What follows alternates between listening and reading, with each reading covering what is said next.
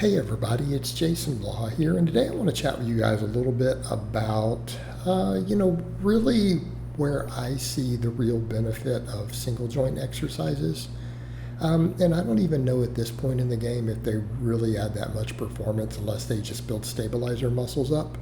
So here's the topic we come to. We can get pretty big, pretty strong, obviously, off of our big exercises, right? And we're always going to have some assistance work. We're going to have some stuff to fill in the gaps there. Like you guys see me doing rep work there with 550 on the deadlift, doing rep work with 315 on the pause bench. Again, this is our bread and butter: squat, bench, deadlift, rows, right? Getting real strong at these things. This is our bread and butter. This is where the majority of people are going to gain the overwhelming majority of their size and obviously their strength, right? Worth noting. Now, of course, I always tell people that once you're through the novice phase, we do need to start incorporating various supplemental work. In my case, I do a lot of things like belt squats, glute ham raises.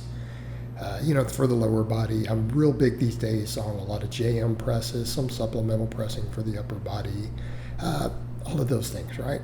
And at the end of the day, one of the things I will note, single joint exercises don't add a lot of performance. We've noticed that in the lab over the years. Even if they bring up your weak links, we just don't always get the same intermuscular coordination and neural drive and stuff. In other words, even if a tricep extension helps bring your bench up, something like a JM press is probably going to help just a little more because it's a little more specific to the bench. It's got some movement pattern carryover.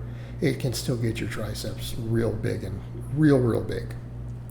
So, when it comes to a lot of this single joint stuff, where does it fit in? A lot of it's just to fill out the other stuff. I mean, let's be realistic here. And I think most people get this, even though, and I get this, and I'm someone who cares primarily about performance, but I do like to look like I lift, okay? And, whatever people think about me, they can say whatever they want, but I think I look like I lift, for a 46-year-old guy. Right, I look like I lift 225 pounds. So that's about 102 kilos, kg. So here's the thing, guys. A lot of times single joint movements, they fill in the gaps that we miss with the big exercises. And it's not necessarily just the muscles, right? It's not just the individual muscle, but heads of the muscle. I mean, a perfect example. You saw me doing some laterals there because I feel like my delts could use a little more size on the side, the lateral head. Do our delts get big from benching and rowing? Yes. Our delts can get pretty big from benching and rowing. Could we argue that maybe that lateral head doesn't get maximum development from it? I think that's a fair statement. Can our interior delt get there? Yeah, we do enough benching. You get strong on the bench. You're going to have big front delts, interior deltoids. You get real strong at rowing, your posterior delts are going to grow. We could argue there's going to be splash over to the lateral head, okay? But if we want just to fill in that little bit of a gap, could doing a few sets, and I'm not telling guys to come in.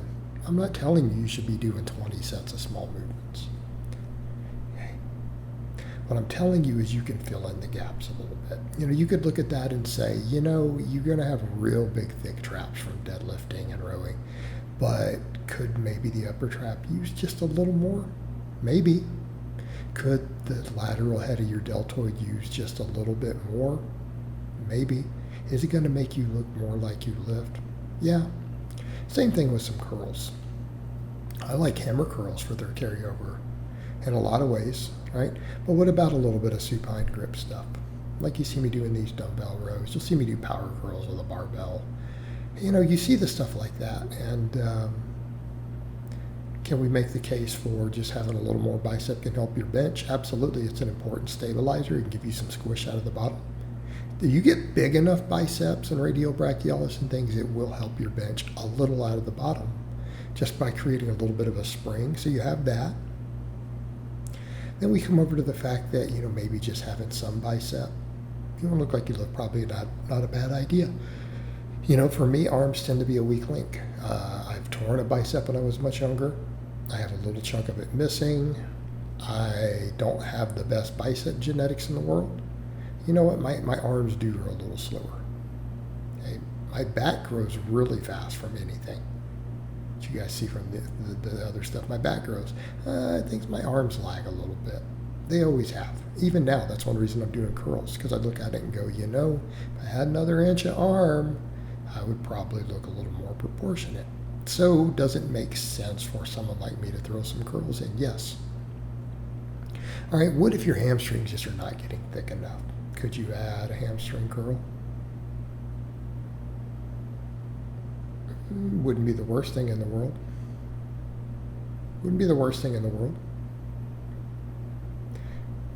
Okay, maybe your triceps are too small. I'm not adding some tricep work at this little juncture in my training where this video is recorded, but I was doing other extensions before. Because I've been doing so much JM pressing, I'm doing a lot of JM pressing.